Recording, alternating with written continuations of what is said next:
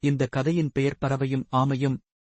ஒரு பறவை கூடு கட்டியிருந்த மரத்தின் கீழ் ஓய்வு எடுத்துக் கொண்டிருந்த ஆமை மரத்தில் இருந்த பறவையிடம் பேச்சு கொடுத்தது.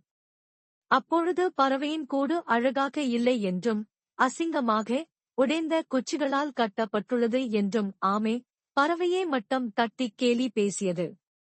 ஆனால் தனது வீடான தன் முதுகின் மீதுள்ள ஓடு சரியான வடிவம் கொண்டு பலமாக இருப்பதாக கூறியது. அதைக் கேட்ட பறவை, என்னுடைய கூடு உடைந்து அசிங்கமாக இருந்தாலும் இயற்கையில் கிடைக்கும் பொருட்களைக் கொண்டு நானே உருவாக்கியது, இது எனக்கு மிகவும் பிடித்திருக்கிறது என்று பதிலளித்தது.